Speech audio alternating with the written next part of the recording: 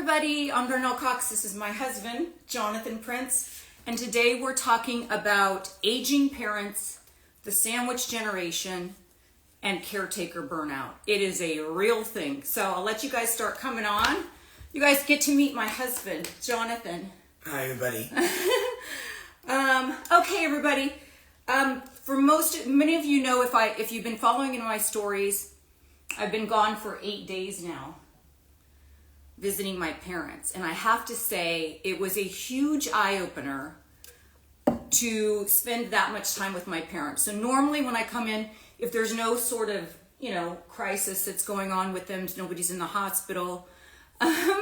For craft's sake, hi, lovely Darnell and hubby Jonathan. For those of you just joining, this is my husband Jonathan. Hi. We're talking about a lot of things today, but aging parents, sandwich generation, where you're taking care of both your parents and children, whether they're adult children or not, as well as caretaker burnout. And you've had a lot of experience with taking care of your parents who are no longer with us. But you guys, he's so handsome. You're getting all these compliments, everybody. All the hearts are coming out from my husband. My husband is 10 years older than me. So I'm 57. My husband is about to turn in August 67. And you lost your parents how long ago? I did. My mom. So I was very lucky. I live in the same town as my folks. So my mom and my biological dad, my dad died. My dad died right before we got married. So that's quite a while ago. And how long? And Mike too. We got married in 2017. So maybe 6 or 7 years ago. Yeah.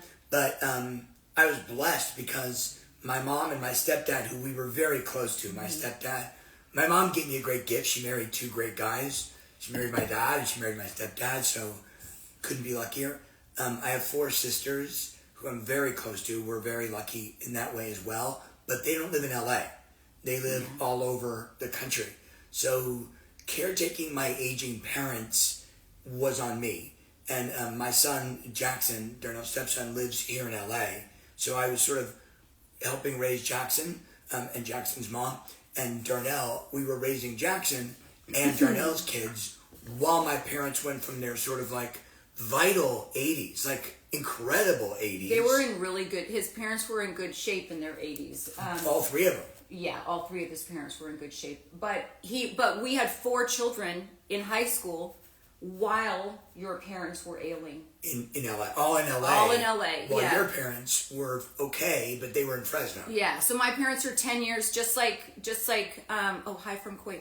Just like we are, we're 10 years apart. Our parents are exactly 10 years apart, just about. So your parents passed away, and now my parents are, just behind that, and they're starting to fail. And so it's very, very difficult. And I don't think enough people are really discussing, that sandwich generation. And I want to just talk about, we're going to get into a lot of different stuff. Before I do this, you guys, before we get into like the checklist and talking about aging in place, because that is the biggest trend right now, is not to put your parents away, but to figure out a way to have them be independent and have autonomy and be able to be safe so that they can age in the home that they are used to, that they want to age in.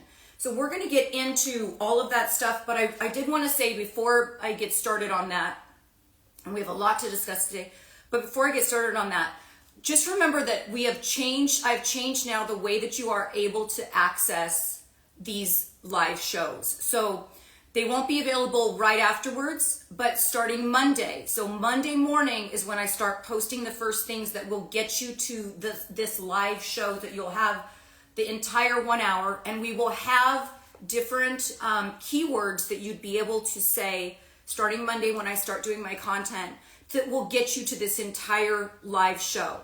But the best way to get all of this information, and I know a lot of people like to read, a lot of people like to watch, but the best way to get all of this information that we're going to discuss today, and in every of my subsequent live shows, is to join that mailing list. And the reason why I say that, you can get to that in my main feed on my Linktree. But also, you can get to that on liveyounglifestyle.com. And the reason why I say that is I have I'm sorry, honey, just I have a few little things to say before we get into it. In that newsletter that comes out every Tuesday, it will give you the play. You can have like a little play button. You press that, it will give you the entire 1 hour show, plus all of the stuff that I'm talking about, whether it's links, whether it's support system, all of the, the main things, the main summary that we're doing today, all of that is going to be in that Tuesday newsletter. I don't bombard you with a bunch of stuff. It's once a week. It recaps this live show. It gives you all of the information as well as scientific backing for that. And it's a way to kind of summarize both visually and in terms of an outline of what we talk about each week. So I hope that for those of you who are sticking around, who are doing that with me, thanks so much for being patient during this time when we're kind of transitioning. Okay.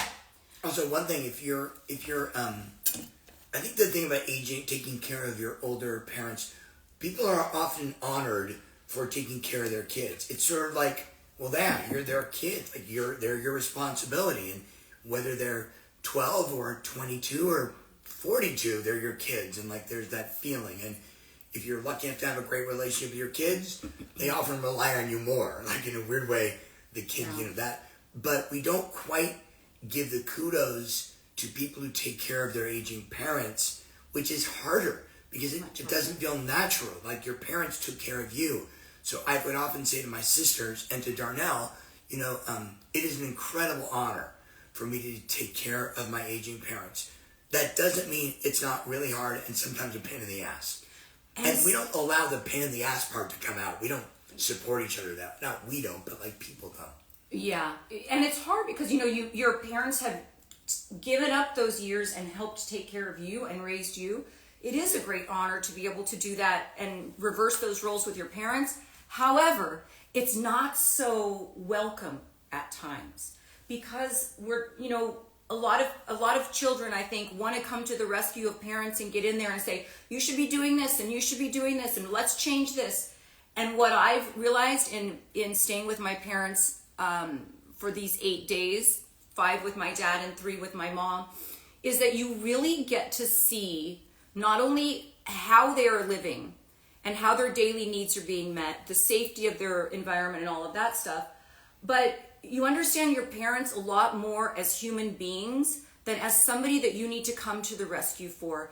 And it's very tricky when you're dealing with somebody like my father, who is very independent and it's a slippery slope there. But my father is a very proud man who has done physical labor his entire life. For me to come in and stay with him for 5 days and try to change a lot of things all at once kind of takes a lot of the autonomy away from my But part of that is because you parachuted in. Like, if you had, we have the opposite. Darnell's siblings live near her parents. She's the out-of-town child. I'm the in-town child, and my 4 siblings live out of town, and they come in when they can. And so I got to do, like, the drip, drip, drip of helping my parents through hard times because I didn't parachute in, take assessment. And so I parachute in with like a fire hose, right? I don't have a drip, drip, drip because I don't live in town, but also because I am the child. Jonathan is one of 5 and I'm one of 5. We both have 4 siblings. Bizarre, I know.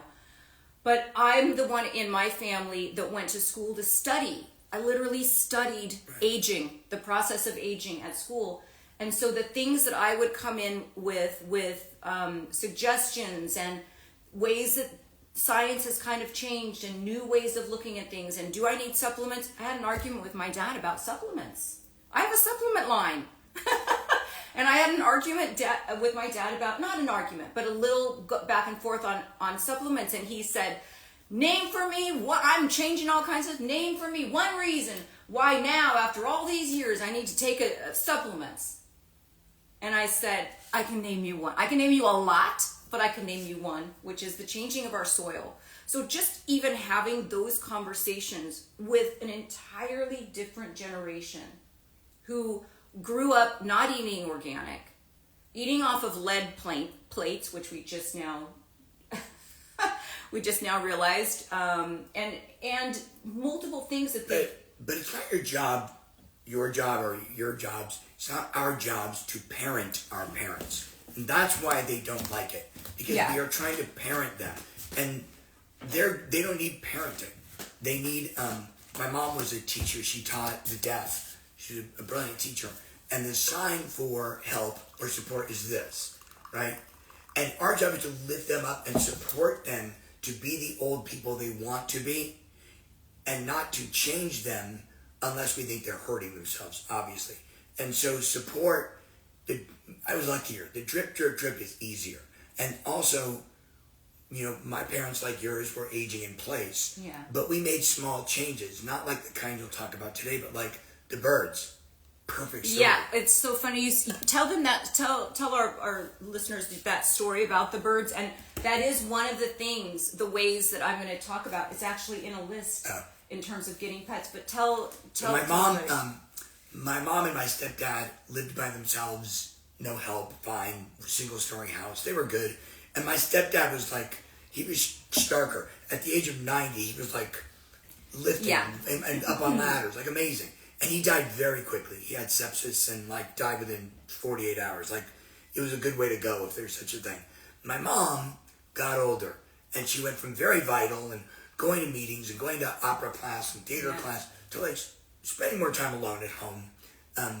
And Darnell said, especially after Mike passed away. Once my stepdad passed. And we would go visit, me and Darnell or me alone or me and my son Jackson would go visit a lot. And I think I was there every day, if not every 5 days a week or 6 days a week. But again, I brought her Chinese food, who cares? Darnell had this great idea. She's like, hey, sometimes when people get alone or lonely, a pet would help. And my mom, when she was quite young, in her 40s, had parakeet that she loved. And then when that parakeet died, she got like another parakeet. Yeah. So Darnell said like, would your mom be open to getting birds? So we asked my mom. We didn't show up with birds. Yeah. We asked her. Her eyes lit up. She was so thrilled. We bought her birds. She then bought like better and better cages. The birds she bought the mansion. The birds were living like the Clampetts and Beverly Hillbillies. It's kind of true. Yeah, we had a little cage and 2 birds, and all of a sudden we come back the next time, and she had taken her caretaker and went and got the big mansion of the bird, like the big cage, and all the toys. And she loved it. She would wake up in the morning, have her coffee, look at the birds, talk to the birds. We would come over. It really elevated her mood, and she wasn't even in a bad mood. And the only funny story about the birds is one day we went there, and there was a green bird and a yellow bird, and the yellow bird was missing, like missing from the cage. Like what? The actual what? Somehow someone left the cage open, and the bird disappeared. And I'm thinking, is there a dead bird in the house, or what happened? So we're like, I didn't want my mom to notice. So we covered the cage like, oh, the birds are tired. And I'm driving all around town, and LA is a big town, to find a matching yellow bird. And we find one that's like, not so matching. Greenish yellow, and much different size. And we shove it in the cage, and I say, Mom, God, it's amazing. The yellow bird's beginning to get a little greener than that, a little bigger than that. She never knew, but she never knew. But pets were a big deal. It was a great deal. It was a big deal. Here's the thing. Like, we are now having kids much older than we ever used to, and our elderly people are living much longer because of modern medicine. And so we've got an aging population that is growing in size because of the baby boomers. That's a whole other topic of a live show, and what is going to happen with our infrastructure, our structure of caretaking as more and more older people enter in the old age, the oldest age. And we're working longer. So we're working longer. So you're taking care of parents, taking care of kids, and working for a living. Yeah. So I'm just going to go through a couple of different things. When is it a good time to actually speak with your parents about getting their metaphorical shit together in terms of old age and what their plans are? They're saying now that there's a 40-70 rule. So aging parents as a guideline, for aging parents as a guideline, the adult children in their 40s. Oh, hi, Riley. Jonathan's on the show.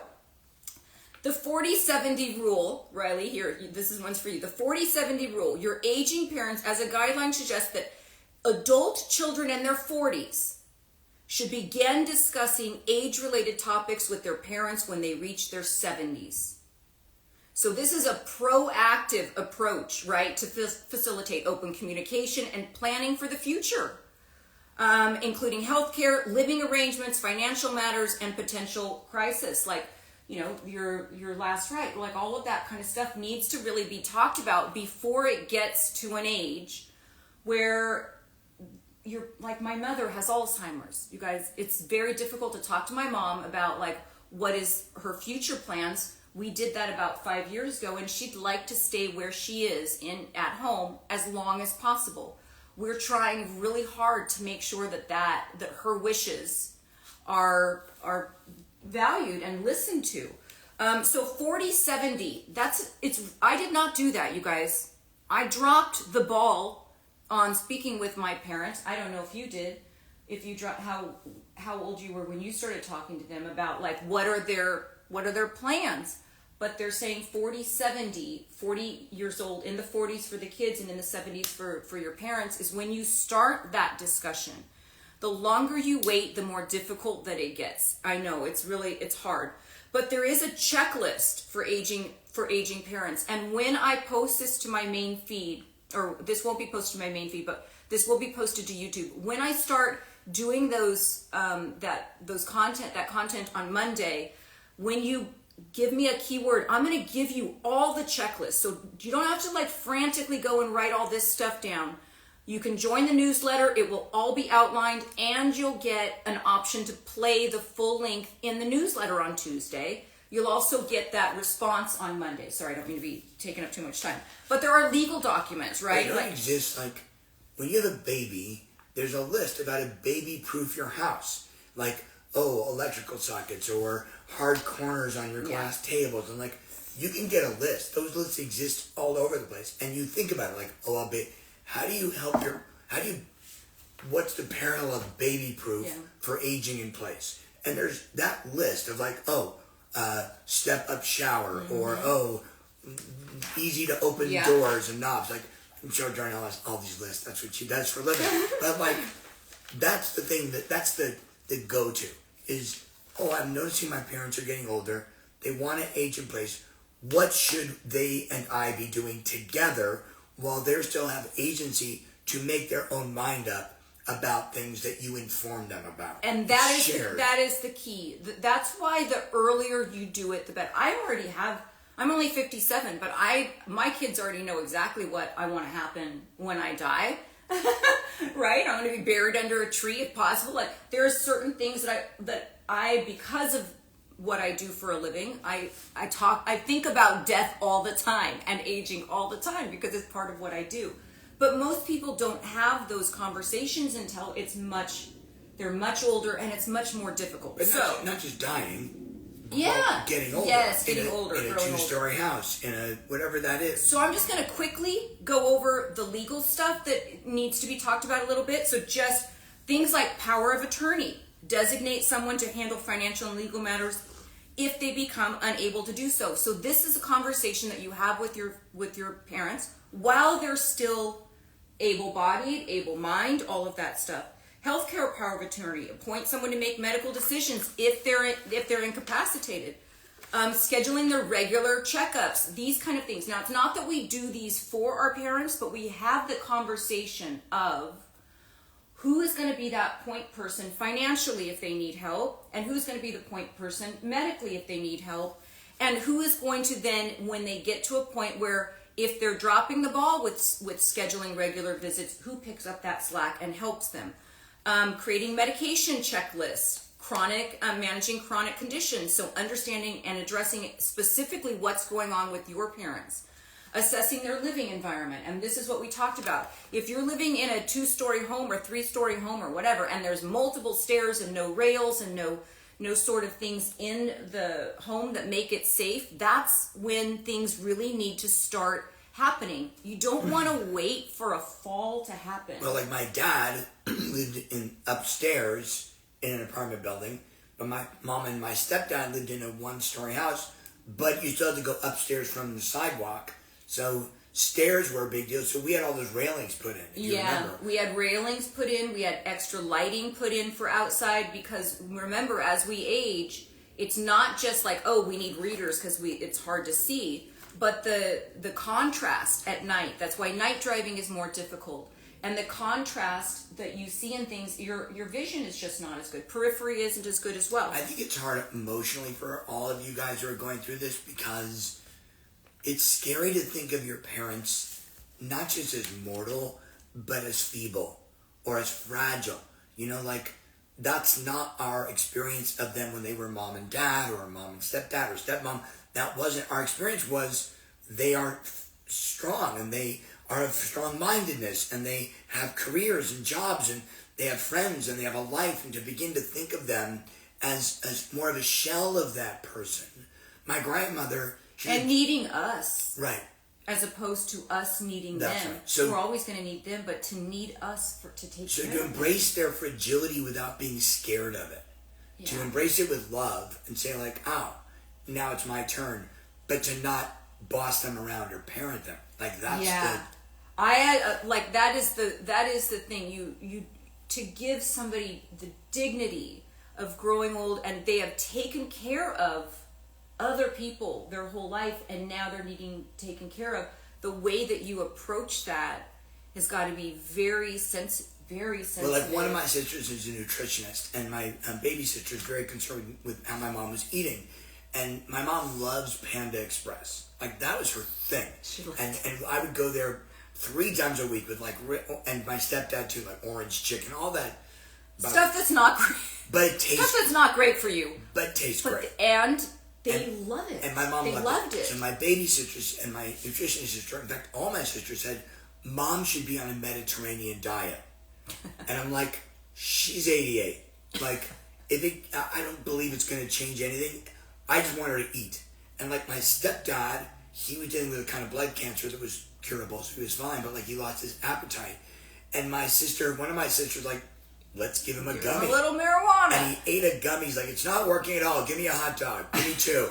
So like, there are ways to honor them and let them have the life they want as they grow older. And I think you're right, Darnell. Like having those conversations when they're still able to have agency allows them to feel like they get to decide how they age. Yeah, so that 40-70 rule, you guys, just start thinking about it, because I would imagine most people on this live right now are in their 40s, 50s, 60s. That's my demographic, 30s, 40s, 50s, 60s, right?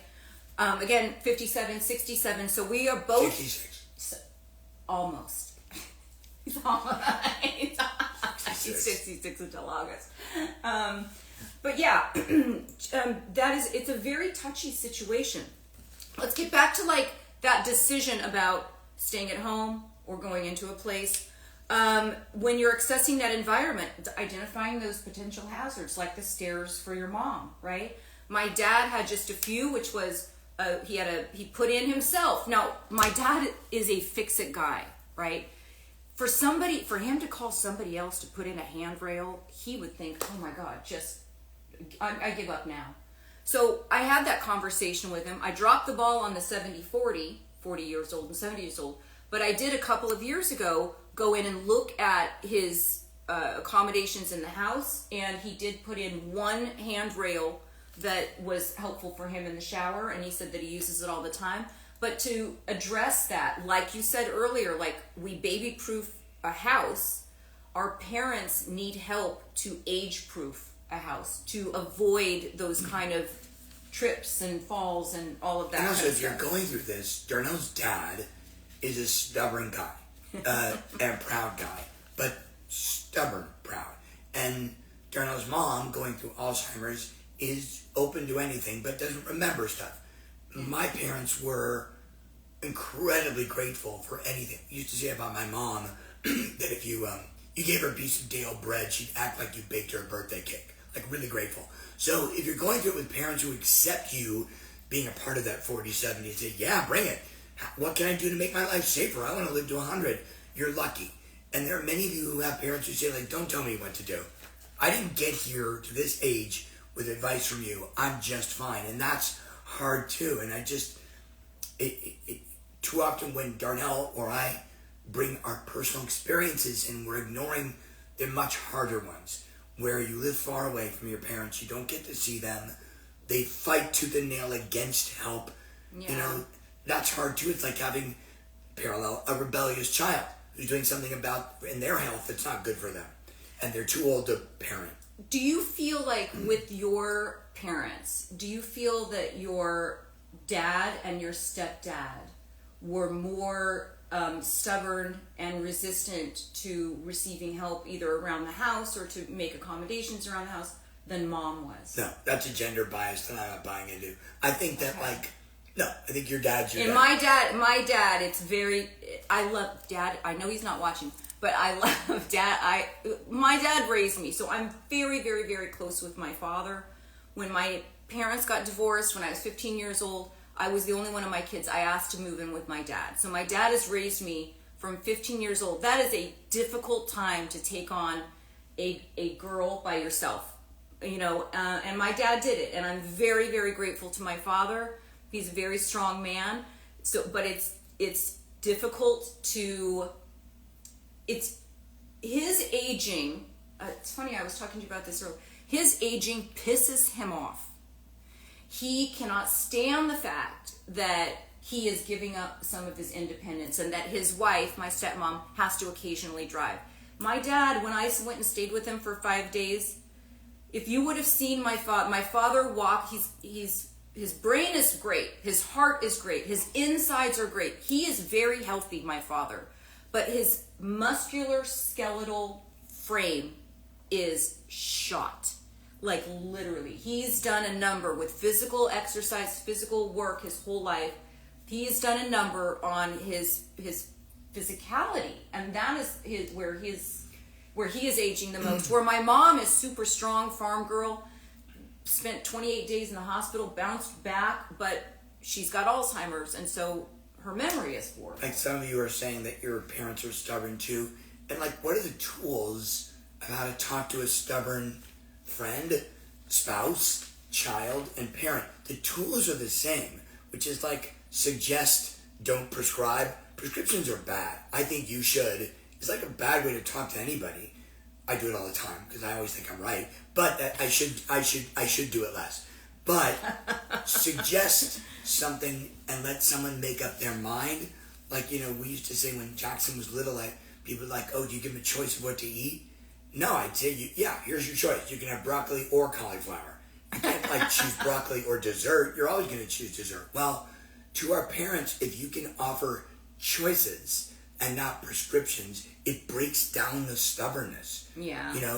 And I do feel like agency, we don't talk about agency enough, which is that desire for an older person to hold on to agency, whether it's the car keys, their FaceTime, their credit card, their checkbook. My mom.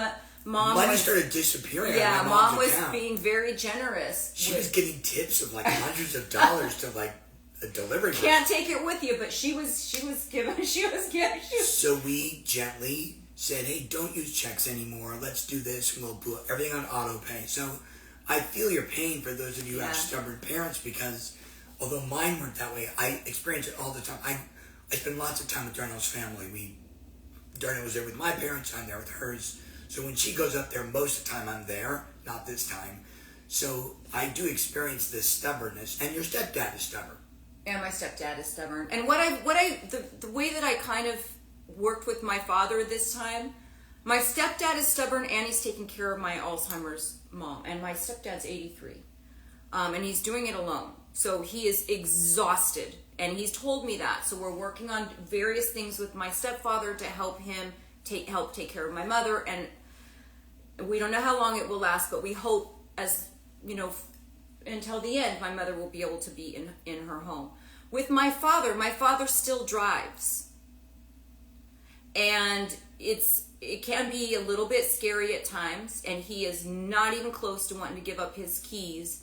And my stepmother, who is a very religious person, says I sometimes have to pray and look away.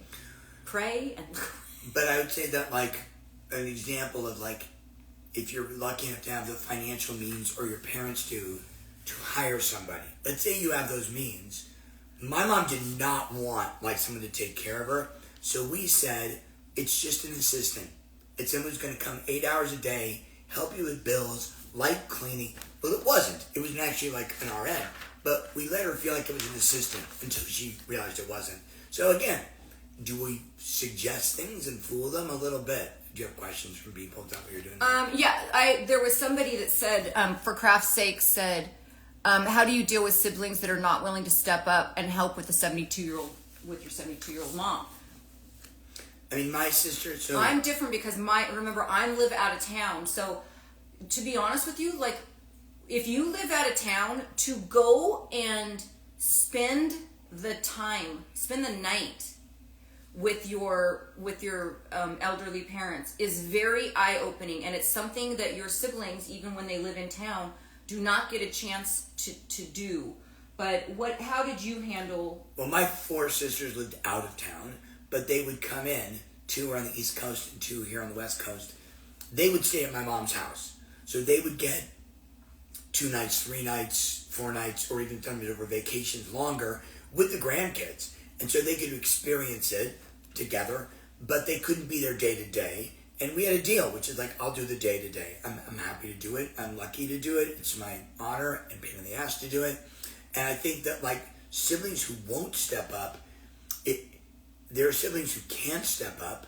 They lack the emotional tools to deal with their parents because they've still got issues from when they were 16 and got grounded and they haven't gotten over it. Or they lack they're fearful. Like they don't have your courage to say, we need to talk about getting older. They don't want to talk about it. So it's people who can do it, people who won't do it. And I think the only advice I would give is you need to know the difference between can they or will they. And the ones who can but won't, give them the tools. Like it's all a game, isn't it? It's just negotiate with the sibling to say, I'll do this if you do that. Yeah, and there's, for craft's sake, who's got, her mom lives with her, so exhausting. We're going to go through all of that stuff as well, but it is more exhausting than what people are thinking it is. And so all of those things, listen, I was gone for 8 days, and I came back, and I'm a healthy aging coach. My lifestyle hacks, my lifestyle things that I do every day to help keep me healthy are so dialed in. And I still came back. I'm exhausted. So I hear you, for craft's sake. Shauna says, for craft's sake, you probably can't change that you have to be perfect. That's a great comment, Shauna. Thank you so much for doing that, because you just have to do your best, right? Nobody has gone to school if you're taking care of a family member on caretaking. And there is such a thing as caretaker exhaustion. There's a lot of stuff like that. So part of what we're going to do, for craft's sake, is I'm going to get you guys the help. I've got numbers for people to call. And that's all going to be in that Tuesday newsletter and that Monday content that I post that will get you this whole live show. In that content, there will be those keywords that you check your DM. It's going to be the same way that I've been doing those live shows for all of that time, only it's not instant. You'll get that on Monday, and you'll get it linked to this full-length show that's going to be a lot better quality as well, you guys, because those 1 hour that I'm doing on my Instagram, the quality isn't great. So I'm going to get you all that information. It's not just permission to not be perfect.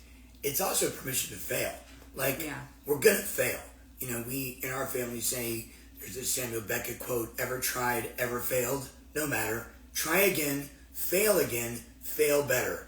Permission to fail at a task with your parents or your children or in your life is so important, because we're in a success-based society. And so failure is hard to embrace or admit, but just fail better next time. And I think your parents, this sandwich generation thing, like, I fail with my kid all the time. I fail with my stepkids all the time. I fail with my parents all the time. I just wanted to be a little better at failing so I didn't make the same mistakes. And I think we don't give ourselves permission to make that mistake that we learn from, right? Yeah. So I just want to go over this key aspects in aging in place, because like I said earlier, this is a big trend that's happening now. fewer and fewer people are going into facilities. And as we've got this big aging population with the baby boomers, it's a baby boomer, there's the population in terms of the number of elderly people in 20 years compared to the young people, it's gonna be a real problem in terms of structural. It's also expensive to go live in a facility. It's super expensive, and that's one of the things that I wanted. Expensive. That's one of the things I wanted to talk about. So when we're talking about aging in place, that's you're staying in your home. You've decided I don't want to go anywhere. I want to. That's my directive as well, and that's his as well. As long as we can, we want to stay in our home. It's that independence and autonomy, right? It's the familiarity and the comfort. So with my mother who has Alzheimer's, her world has gotten so much smaller, but it's still to the point where it's familiar and it's comfort, and she doesn't want to go anywhere. And I wouldn't want to either. Moving is a bitch, you guys, right? It's one of the more stressful things to do, to move. Now imagine being in your 70s or 80s and somebody's telling you, hey, you got to move to a whole different place. Especially if your parent loses a spouse. When my grandfather died, he said to my grandmother, when I die, they're going to tell you to move. And you should do whatever you want. They're going to tell you to sell the house. Whatever you want. Just wait 1 year. I beg of you. Sure enough, my papa dies. Everyone says to my grandma, like, you got to move. Nana, you got to move. You got to move. She's like, yeah, I definitely have to move. I'm miserable. I'm so sad. But I promised I would wait. I promised JJ I would wait a year. And after a year, she said, why would I move? I love it here. My memories here. As you said, familiarity, comfort. So that notion of familiarity and comfort is like, what? And yet if you lose a spouse, and I'm so sorry those of you whose parents are losing, if you lose a parent, we often give the prescription, you should do this. Well, maybe not. Yeah. Maybe not. We trip over ourselves trying to help. And I think sometimes in trying to help, we're thinking of our own comfort and not the comfort of our aging parent. The cost as well, like you said, it's expensive to put somebody in a home. They're not doing it so much any days, so it could be more affordable to age in place, but also we have to make those accommodations. So aging in place promotes physical and mental well-being. That whole social connection is still there if you're able to still have that social connection with your environment. All of that stuff is super important, but there's a lot of challenges as well, and part of that is the home accommodations. We know right now where we would, because we have a 2-story, where we would put an elevator if the time came, right? Where we would need certain handles when put in the showers and next to the toilet and things like that help people to not have to have people pick them up, right? Of course, all the lifestyle stuff that I coach about every single day with my private clients and also here on social media, all of those things that we talk about with movement and exercise and balance and all of the things for our cardiovascular health and our bone strength, all of that stuff helps you stay where you want to stay as you get older. Well, that's why in the 40-70 rule, you say to your parents, hey, when you can, take the stairs. Yeah. When you can, do housework. Like light housework is an incredible way to keep moving. Gardening, and people who love gardening, like maybe you have parents who love gardening, that's a big deal. Like they have agency, they made something grow, they're creating an environment. There's a bunch of questions. Okay. What do you think of, that's a microcurrent device. We're not on that subject right now, but you can ask me on a different thing, passport. Okay. So one of the other things that we were talking about was the home accommodations, and AARP and Habitat for Humanity and have resources and guides on home modifications. I'm going to have that, you guys, for you as well in that Tuesday newsletter. So lots of different support that's going to be in that Tuesday newsletter, and you'll be able to get to that too on Monday. Transportation needs, right? Yeah, my mom. Talk about transportation. My mom was so bad, she didn't really, her cell phone was not like her friend. Hopefully as we get older, we'll know. So she had a thing called Go Grandparent, which was basically like Uber. Someone would call Uber for you. But apps exist everywhere, and your parents, because I'm assuming your parents are younger than mine, the more tech savvy we are, the more things come easily. Like, for example, even entertainment. Your parents might be able to watch a movie on Netflix. And the question is like, how do they not become couch potatoes? Because it's so easy to watch something on a streamer, you know? Or my mom, we joined up something called One Day University. Oh my God, this is the greatest thing for your parents. That's great. If you have curious parents in their... Which they have, we want to stay curious and we want to be lifelong learners, right? No matter how old they are, there's a thing called One Day University. It's been rebranded with some other name. Maybe called Curiosity University. Anyway, you join, and it is the top lecturers from every college around the world for 1 hour on a topic, like the start of World War II, the Beatles, skin devices, and you go through this menu. What's in the news, like latest and you watch it for an hour, and my mom was like so curious, and then she'd have something to talk about. So my sisters would call, or I'd call, and she'd like, oh, I heard this thing about Mozart. You won't believe it. Like, it's just so look that up. It's super cheap, super affordable. It's a great thing to watch with your parents. And if you have parents who are curious, it'll get them excited about every day of taking another class. It's like going back to school. Little tip there. And she used to take didn't she take transportation there? Did she take an Uber there? When she went to the ones in person, she would go to that class she took in person. My mom and stepdad went to a lot of stuff in person. Yeah. And they would Uber. They didn't drive after a while. There is, if you guys look on your Uber app, for those of you who are living in a country that has Uber, which I think almost everybody is, they have Uber senior rides. And that is where they will actually get out of the car, go up to the door, pick somebody up, help them down the stairs. It's a little bit more, make sure that when they get to the location where they're going, that they're in the door. That is something that is being more and more offered, and even Uber rides is doing it now. Here's a weird thing I didn't think about till now. You can also make your parents feel good about their age by doing things with them in which you get senior discounts.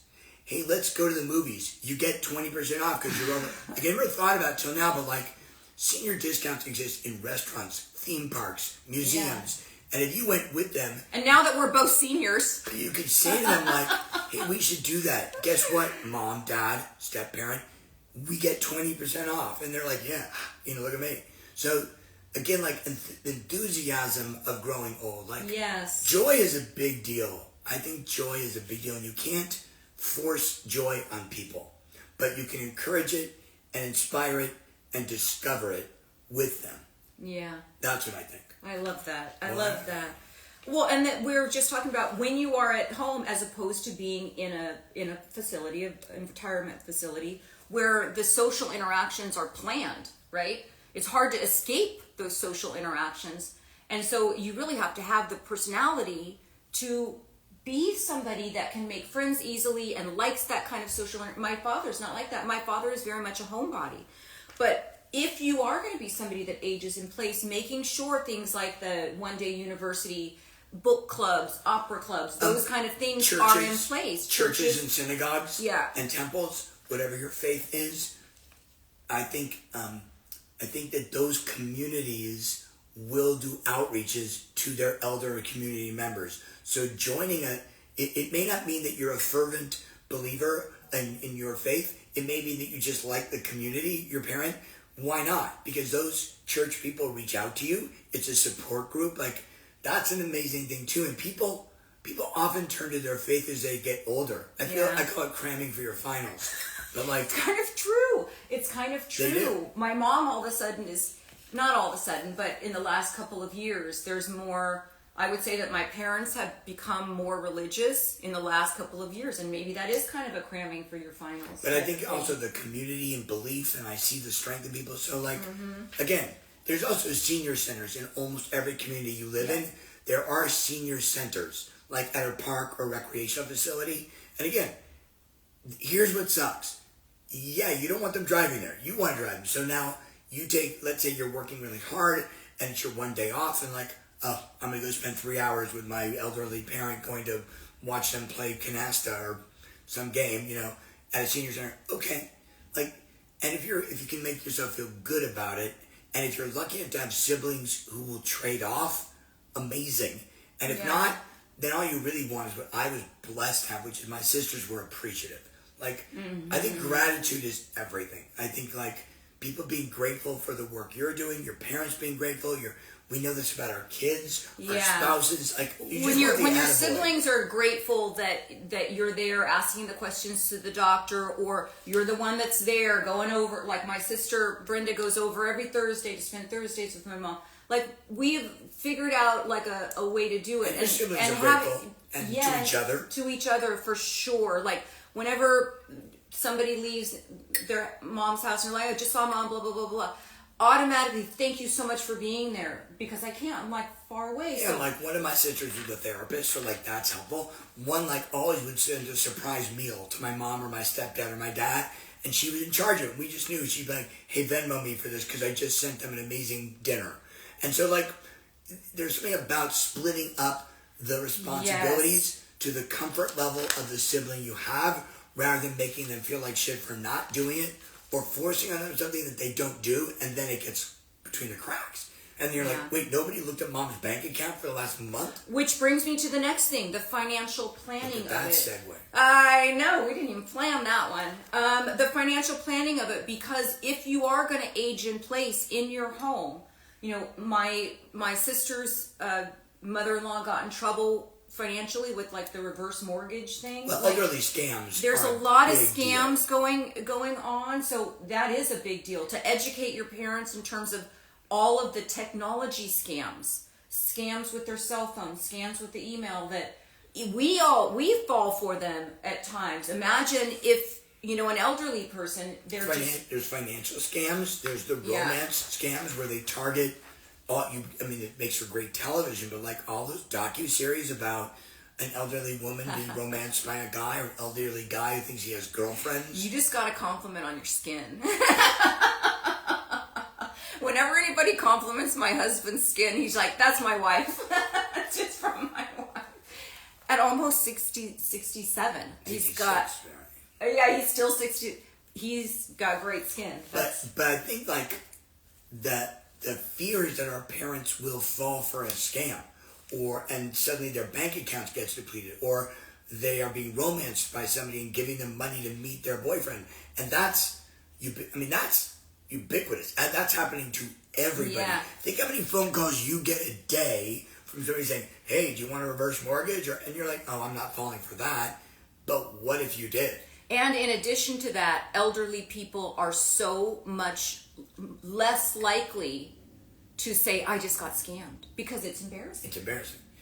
And if they're lonely, they just want someone to talk to. They just want somebody to like, talk hello, to. scammer, nice to talk to you. It's true. Okay, so there's also Medicare and Medicaid can provide financial assistance for home care services. So if you're on Medicare or Medicaid, you call them up and say, I need some help at home. Well, or your parents, they often give you PT, so you can get physical therapy or occupational therapy through in your insurance, Medicare and Medicaid, where someone comes to the house twice a week and just walks or stretches or does exercise. My mom had that a lot. You have to be proactive, you guys. You have to be proactive. But your parents won't do that. And you just got to give it to them with a spoonful of sugar, because it feels like you're prescribing something. Yeah. Yeah. Texting. You don't want to feel like you're prescribed. Cameras are great. You can talk to each other through cameras and lay eyes on them. Yeah, not afraid of 50, for sure. FaceTime is so big. has changed my relationship with my parents, because I get to see their face when I talk to them, and normally it would be like a month or so before I get to see them. So you can really tell a lot by looking at somebody. If somebody's nodding off while you're on FaceTime, you've got some issues, right? There might be some sort of medication that is causing... Or they just don't look good. Yeah, or they just don't look good. Like when I went off to college, I went 3,000 miles away. I talked to my parents every other Sunday because it was expensive to call long distance. When my kid went off to college, 3,000 miles away, we FaceTime every day. How you doing? Yeah, so you're right. Very different. Cameras with your parents and your children are really they're a game changer, but you sort of have to be careful because it gets invasive. But I think that... Speaking of cameras, and I want to make this point, this drives me absolutely freaking nuts. I think it is something that like... Oh, that was mine. Here's what drives me crazy. When you see people our age who have elderly parents and they are filming them for social media, don't do this to your parents, you guys. if you could put yourself in their place, in their shoes for just a second, and think for a second, when I'm 85 and I'm in a hospital bed and I'm not making a lot of sense, would I want my children to photograph me and videotape me and put it up for the world to see?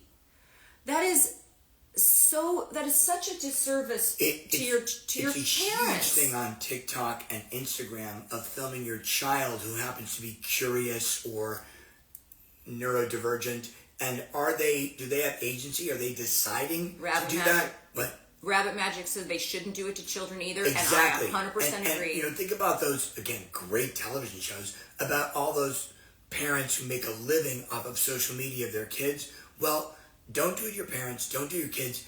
You probably even shouldn't do it to your pets, but they don't care. But I feel like the other thing about I was just thinking about cameras too, is like when you're out of town friends. My mom had a group of friends, and she would do a Zoom with ex-special needs teachers, and I would have to go to her house every Saturday for the Zoom to set it up. But like, that's all right. I went in the other room and I did a bunch of work, set up her Zoom. And the other thing is it gave her something to look forward to. Like every Saturday. And if there are events you can help your elderly parents look forward to, so-and-so's wedding, so-and-so's birthday party, Father's Day, Christmas, like... Getting that calendar set up. I think a calendar's a great idea. Yeah, if you had even a desk, but a big one, like a big like printable human calendar. Yeah. And made it to where you don't want the days to run into each other where it's monotonous, right? What have you done? All I've done all week was take care of myself. I showered, I brushed my teeth, I washed my... That's not enough. It's not enough it's not enough of a life. And changing the little things in their environment, like if they have, if where they sit and have coffee in the morning, my grandmother, God bless, she would have coffee, and this is before the days of digital photography, she would have printed photographs, and you guys, like, it covered the wall. It was like a mural of all of her grandchildren, and she would sit and just look at the pictures, and then once in a while, my mom or my aunt, who's both devoted daughters, would like put a new picture up and say, like, look at that one. Oh, now they have those ones. They digital flip the digital. What do you call? Oh, those are great. The digital frames. Yeah. Yeah, where you can upload pictures, because that's stimulating too. Yeah. And music is really well, and it's also it helps with the memory, and it helps them feel like they're still part of the family and all of that kind of stuff. So there's also in terms of financial arrangements, because aging in place has costs. Going into a facility has costs. And how long is your lifespan expected to be? That is all needs to be factored out. And so there's resources like the National Council on Aging that can help adults plan for financial aspects for aging in place. But there's also a lot of other considerations to talk about, which is involving your parents in the process, which is that 40-70 rule. So going back to how we started this, when you're in your 40s and your parents are in their 70s, that is the time to start those conversations. Not Afraid of 50 says, my grandma loved the calendar. She wanted to know what day it was and the date. I love that. Yeah, and then if you could put one little thing per day for them to do. Or a thing per week to or look more, forward to. Yeah. Right. Seeking professional help is, when you're aging in place, it's super important. So you have to be, consider consulting with an elder law attorney or financial advisor. And caregiving, this goes back to, for craft's sake, saying it's exhausting. Caregiving it can be so demanding that you really need to prioritize your own health. Be patient, understanding, empathy is super important. And cut yourself a break. During COVID, we were very blessed. My parents survived COVID, so did Darnell's. Many of you lost people in COVID, and I'm really sorry. That was a terrible time to lose people in the hospital. But my mom stayed home, and when she got sick, the caretaker, who we were lucky enough to have, my mom had long-term insurance, which is a whole other thing, you guys. If you have that, that's amazing. But her caretakers wouldn't come because of COVID. And I had to go, and my mom at that point was having issues with her bowel movements, and I had to change my mother's diaper. Like, that's hard for a boy. He literally by himself changed his mom's diaper. And my sisters would have done it if they were in town. But also the caretaker was sick that day. I said that he didn't come. Yeah. And I don't know what I was doing. But I would say cut yourself a break. Yeah. Because what we're doing is hard. And just like it's hard to be a parent, both ends of the sandwich generation are not so bueno. So, like, I think... Yeah, if you think that caring for an aging parent is stressful, that sandwich generation, which we are a part of, right? The sandwich generation, just let me tell you what that refers to. It refers to adults, often in their 40s and 50s, who are simultaneously caring for their aging parents and their own children. Children are taking so much longer to grow up. That is just the reality. I don't know if it's the freaking phones. I don't know if it's how complicated and how divisive our world is. The fast pace of technology, the higher prevalence of mental disorders. There's a lot of, probably because of all the other reasons I just stated. Financially, they can't afford to move Financially, out. they can't afford. So we're taking care of both our parents and our sometimes adult children. Okay, so it's often 40s and 50s simultaneously taking care of aging parents and their children. The Pew Research Center studies show that over half of adults, 54% of us, over half of adults, 54% of us in our 40s are part of this group. And it's balancing those expectations from both those generations. So what time does that leave yourself? You're caring for your elderly parents, you're caring for it's too much. That's exactly, not afraid to say we gave our kids too much, we spoiled them. Yes. Oh, yes. For sure. I think there's always that pendulum, right? Like I worked since I was 15 years old, bought my own first car, bought my own prom dress. I've been as scrappy, but my kids we didn't force our kids to do that. I would say this about like sandwich generation. Like when our kids moved out of our house, our family house, I was lonely. I missed having my kids. So it's the same with my parents. Like I miss my mom and my stepdad and my pop so much now that they're gone. So there's that Joni Mitchell song, you don't know what you got till it's gone. In a weird way, you have to just dive into it and say, at least I have some version of my parents. This is I want to go back here because I need to read this. How would you say that? Joby Bob 915? Okay. Job Ebo 915. My parents took out a reverse mortgage in 2011 and owed $342,000 at that time.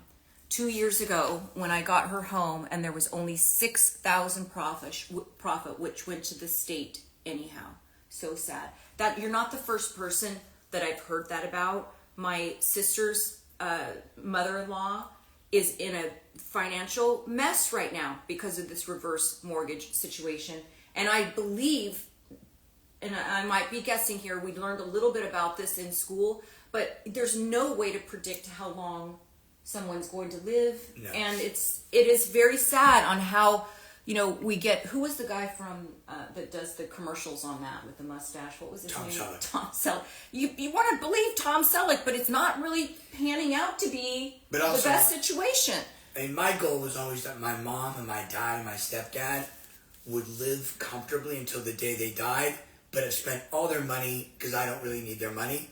Other times your parents say, I want to leave something behind to you. Please, my mom wanted to. My dad wanted to. Help me be able to do this. Right. So you can actually phrase it as, how do you want to go? Do you want to, take that last sushi dinner before you go? Or do you want to save a little money for your kids and grandkids? I don't care. And if you're lucky enough to have grandkids, that's a big life extender for grandparents. They love the grandkids more than they love us, Joby Boat 915 said, I'm a bit mad at Tom Selleck. Yes, I understand. Yeah. I understand. But for a while you liked him. For a while, yeah. For a while. When he was just Tom Selleck. And when he was on Friends, when he did that. when he was Monica's boyfriend on Friends. Okay, the prevalence of the sandwich generation. Like I said, half of the people in their 40s, half of you, if you're over the age of 40, you're in a sandwich generation, you're taking care of ailing parents as you are taking care of your children. Men and women, so if we're talking about gender and ethnicity, men and women and adults across different racial and ethnic groups all equally are likely to be in a sandwich generation. The financial impact, okay, this goes back to our kids not being able to because of inflation and a lot of other things, have the same options of like buying their first home and getting through college without these huge financial debts. And so we are helping our kids at the same time. So the financial burden on those in the sandwich generation in their 40s and 50s is immense. It really is. The time commitment. There was something in USA Today that says if you are a caregiver in the sandwich generation, you are spending 30 plus hours a week on caring for your elderly parents and your children. That's in addition to whatever job that you might have. There are ways, I don't remember exactly how, you have a bunch of comments you can go back and look at. But there are ways in which if you are the primary caregiver for your parents, you can get paid to do it. Yeah, I forgot how it works. It's in here somewhere, and you guys, if I'm telling you, if you want all of this information, don't look at me being prescriptive. Yeah, you might want to do it. Do it. You should do it. Yeah. If you're doing it full time, please get the money. Get paid for it. Get paid for it, right? Because that's going to help with your financial burden and all of that stress, whether it's financial, emotional, all of that weighs on your health. It takes a toll on your body. So if you can get help with, some sort of financial, it's going to be all in that newsletter, you guys. So like I said, on Monday, I'll give you access to this full 1 hour live. On Tuesday, the whole thing comes out in a newsletter. So not only will you get all of the information and the numbers to call, all the help to get, but you'll also get an option to play this in the newsletter. So sign up for that. It's on my linked tree. You can also go to liveyounglifestyle.com. Okay. I have another idea. Yeah. One thing that my cousins, and we were very close to my first cousins and my aunt and uncle as well, making your parent the expert of the family tree is a big deal. Like whether it's Ancestry.com or any of them, or just old family photos. Darnell's mother has like so many old family photos. And if you can film your parent talking about their grandparents and that person who served in the war and that person who became a hippie and all that with photos, and you film it and save it, your kids and your grandkids will be thrilled. B, they feel like they are the expert in something. And and they have great long-term memories. Darnell's mom will tell you like what she got for her 5th birthday, but maybe not what she had for lunch today. But at the same time, she loves to tell stories about the old days. About the old days. And a lot of times people with Alzheimer's, it's not like they have lost everything. It's a progression. My mom has vivid memories of growing up. And sometimes my mom's been around animals her whole life. She's been on a farm in one way or another her whole life. And so she is now confusing different crops that she had as a child versus the 20 acres of grapevines that she's lived on for the past 15 years. And so this has to do with not only that respect of your elderly parent, but also not wanting to create fear, right? And fear around aging and fear around forgetting and fear around being sick. Or frustration of not remembering. So do you think that I said, no, Mama, you've only had grapevines here? You might be confusing that with when you were younger and had turkeys and chickens and all of that kind of stuff. No. Why would I try to set my 82 mother straight who has Alzheimer's? But at the same time, you answer the questions over and over again. But it is a with gift patience. It is a gift to yourself to let them tell stories about the old days. You won't regret hearing stories about the old days, and you'll treasure them and pass them on to your kids. And like, oral history is a big deal. And now that we have these, you can have it on film. Just don't post stuff of your parents. No, I know. I just want to reiterate for those just coming on, when we're talking about capturing those memories with your parents, do not post stuff about your parents on social media when they're not giving you permission to do that. I will not want my videos when I'm in a hospital bed or I'm passing away on social media. Like I want to say disgusting, but it's just not right. Disrespectful. It's disrespectful. It's just not right. It doesn't always have to be video stuff. Like with my mom, remember we would do these workbooks. There are senior oriented workbooks, coloring books, Q&A, trivia, and you buy them for like $6 on Amazon. and you go through it with them, and they're writing in the answers. It's not digital. It's real. I'm like, God, that was a huge. Rabbit Magic just says, my grandma. There was one other one. I'm going to scroll back for just a second, you guys.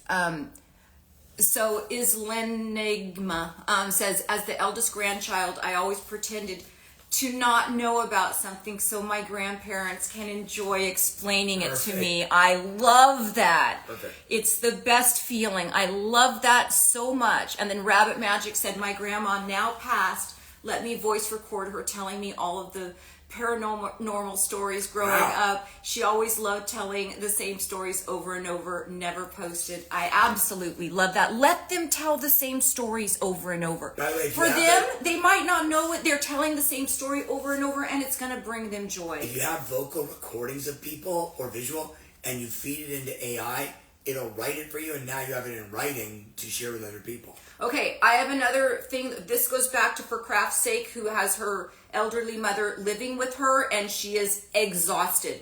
Me being gone for these 8 days, 5 nights with my dad, 3 nights with my mom, I'm telling you, as a healthy aging coach, I'm exhausted. I'm going to probably chill for the rest of the day because it is so tiring. So, symptoms of caregiver stress, you guys, okay? Frequent headaches or body aches. Listen up, For Craft's Sake. Always feeling tired. Sleeping too much or too little, rapid weight gain or weight loss, abusing alcohol, recreational drugs, or prescription medication.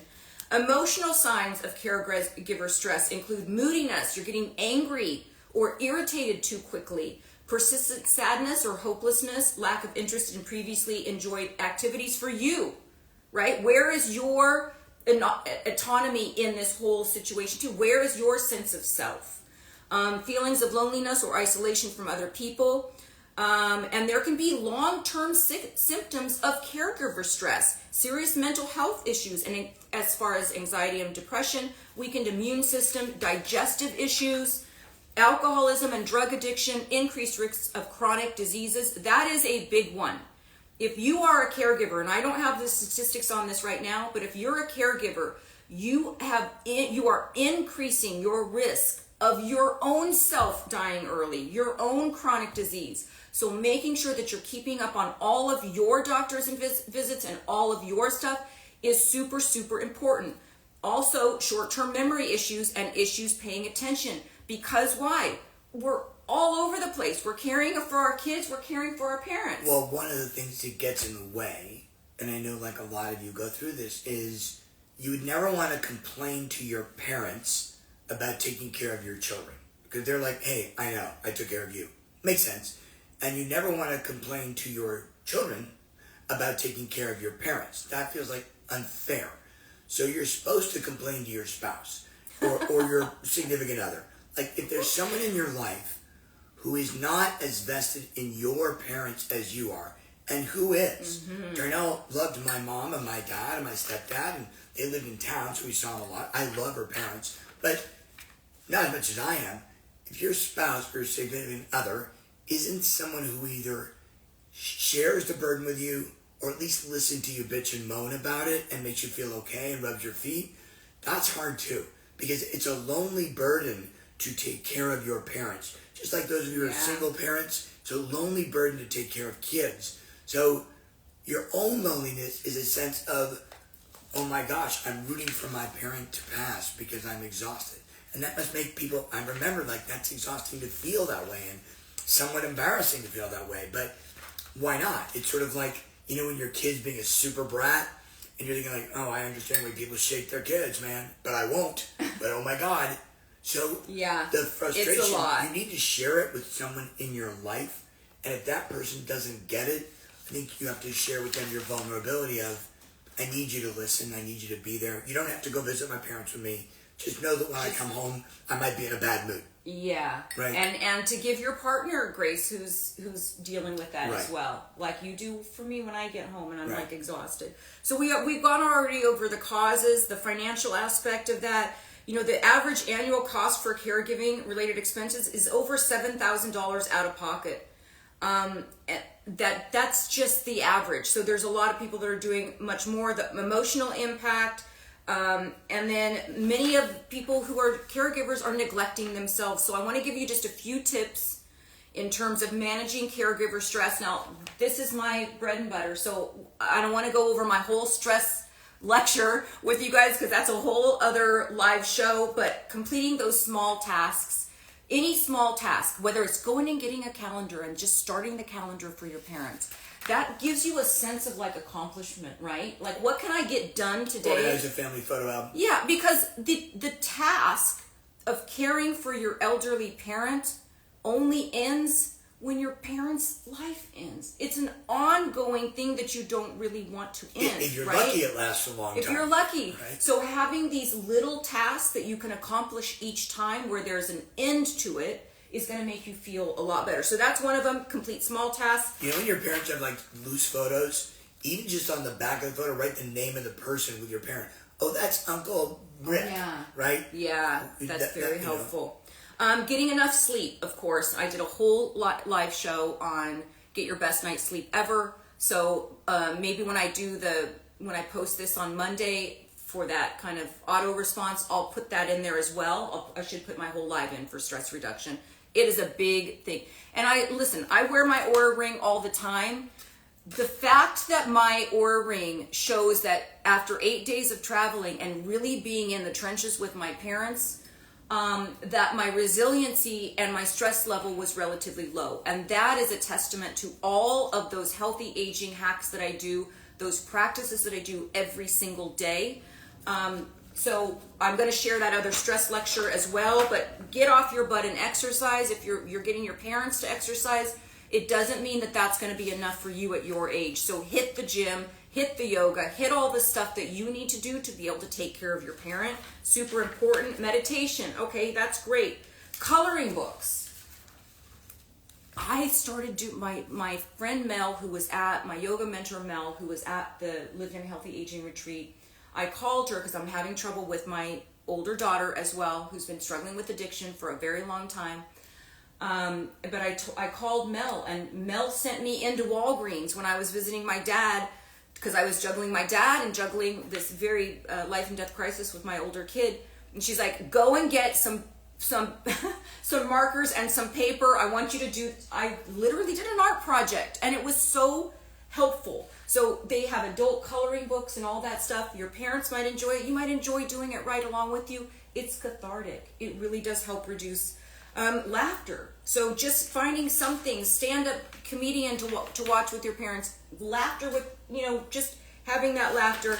Your own social connections should not just only be your parents. So making sure that you, when you get done taking care of your parents, you have that person to vent to, you have that person to get support from, and that your whole life doesn't just shift to doing this one thing. I bet there are lots of online support groups for people who are taking care of elderly parents. I'm 100% sure you could find that. There are, and I'll just speed through these. You start journaling. There's this Caring Bridge site, which I'm going to give you guys in the newsletter. Get a pet.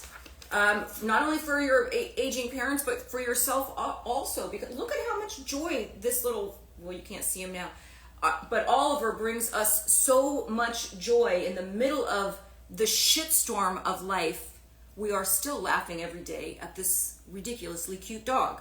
Reclaiming your identity, and this is a big one for craft's sake. Spending time on your passions, not just only turning your whole life over to caring for your parents, but or your kids, but how are you identifying yourself and the things that bring you joy?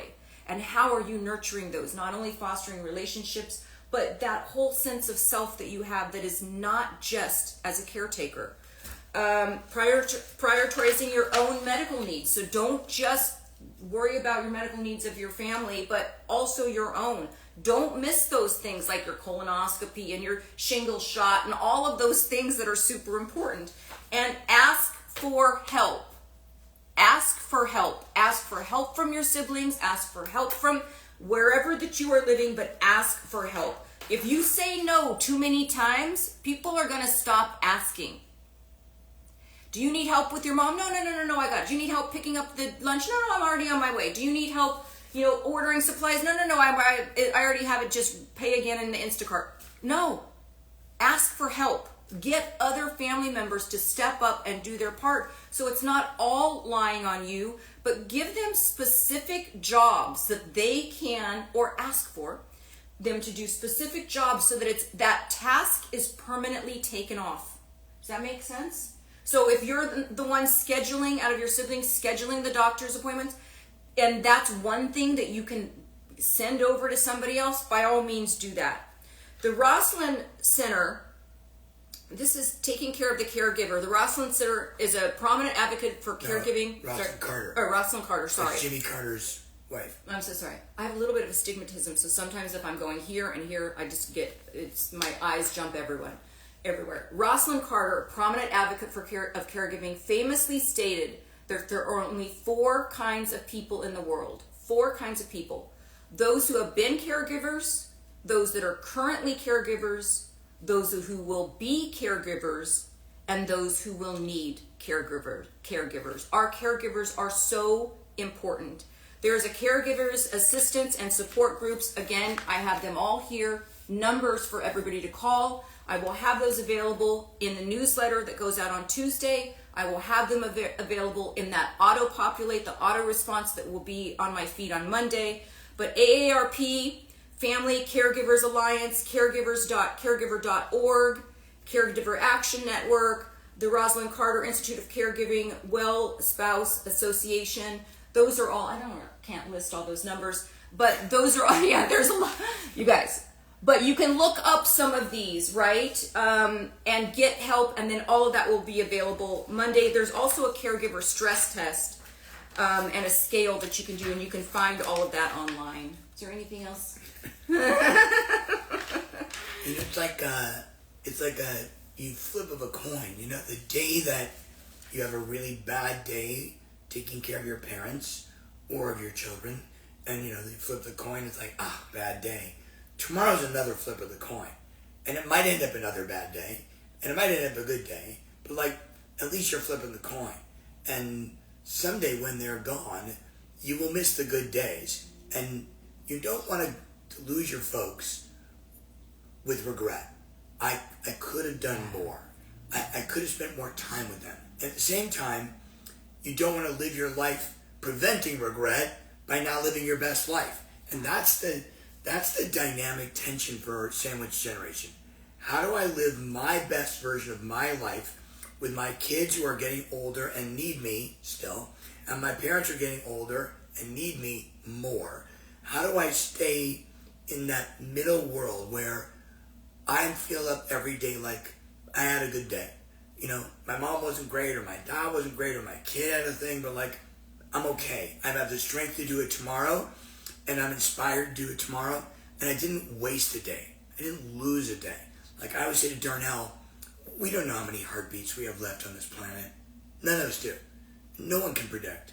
So spend every heartbeat with intention and integrity and joy, and sacrifice. But the good kind of sacrifice, which is what all things Darnell does for a living that's so great. It's why Darnell's career as someone who focuses on healthy living, healthy aging, is inspirational, because it's protect your heartbeats. But this Sandwich Generation conversation, Darnell asked me to join. I don't really need to be on camera, but I asked you to join because you have a bit. We're 10 years apart, and you went through it, and I'm going through it now. And like I said, everybody's going to go through it at some point. And nobody wins a pain contest. It's not harder if you're the sibling in town, because guess what? My mom and my dad and my stepdad got to spend so much time with their grandson because we lived in the same town. The blessing was worth the difficulty. Darnell's parents, my sister's parents, their parents lived out of town. So although they weren't day to day, they worried day to day, that's for sure, emotionally, physically, but the grandchildren didn't get to spend as much time. So Darnell's kids don't get to spend as much time with your parents as the local kids. So nobody wins. It's about finding the space to share the joy and share the responsibility with your siblings as best people can. And also, I think that there's no right way to do it. I've given a lot of guidelines. Again, it's all available. Join the newsletter, you guys. It's all available there. I don't send you anything other than Tuesdays. Look for those sources of help on Monday. But to me, it's about, like, when I went and stayed those 3 nights with my mom, and I woke up with her, went to bed with her, woke up with my dad for 5 nights, went to bed with my dad, at the same time, you really get a glimpse into what their world really is. And so for all of those kids that don't live in the same town as your parents, take that opportunity to don't go and stay 1 or 2 nights, but to go and stay a substantial amount of time every once in a while. There's no way to regret that. It's doing something, treating your parents in a way, and you're always gonna, there's never gonna be any time where it's like, oh, I did that 100% perfect. We're not looking for perfection. We're looking for pride, to be proud of the commitment that you made to your parents, and you handled it the best that you could, giving of your time the best you could in a way that you are not going to have regrets, and that you are proud of your own role in helping your The best way parents. you can do that, I think, is to find the good that happened out of that experience. My mom's story was, someone gives you this really beautiful horse as a gift, and you say, like, oh my God, that horse is going to shit everywhere. And yet, you walk into a room full of horse shit, pardon my French, and you look at the horse shit and say, well, there must be a pony in here somewhere. And my mom's thing was like, find the pony. Find the pony. What's the pony in your day of horse shit everywhere, and frustration or sadness or not feeling well, or your kids are annoying you, or your parents, it didn't work. And if you can find the pony every day, then you'll say, at least this happened. At least I got this. Like when Darnell came home from this trip, there was a lot of sadness and fear and frustration, not just with her folks, but with our kids or her kids. And I said, so what's the pony? Like, what did you get? And it doesn't mean you live in denial. It means you just find the good, because that gives you the strength to go through the horse shit the next day. Yeah. Well said, honey. My mom. In the pile of horse shit, where's the pony? I think those are good words to end on. Okay, everybody, we're getting off of here. I know, for craft's sake, they got her. Okay, I'll see you guys next Saturday. I'm probably going to be on here tomorrow. I haven't microneedled my face for a while because I was traveling and I didn't want to scare the hell out of my family. So I'm going to be doing that tomorrow on camera. Thank you so much, honey, for being here. Okay, we'll see you guys tomorrow, and I'll be back on Saturday with another topic. Again, if you guys are learning from this, please click that notification button, okay? Because when this content starts being published on Monday, you'll get notified when that gets published, and so you'll be able to get that information as soon as possible. Also help them to watch it again, because you have so many facts and figures that they want to watch again. That's why I really highly suggest. I don't have a watch it with a pen and pencil. Yeah, well, that's why if you get the newsletter, it's right. All already out there. I basically, when I do the newsletters, you guys, I take my notes from the show, all of these, and I condense them, and I make it to where you've got this outline of all this information, with also the ability to replay this show. So that's available every Tuesday. This show will be emailed. If you belong to that, if you subscribe, will be emailed and in your inbox on Tuesday morning. All right, that's all I got. Have a good day, everybody. All right, thanks for being here.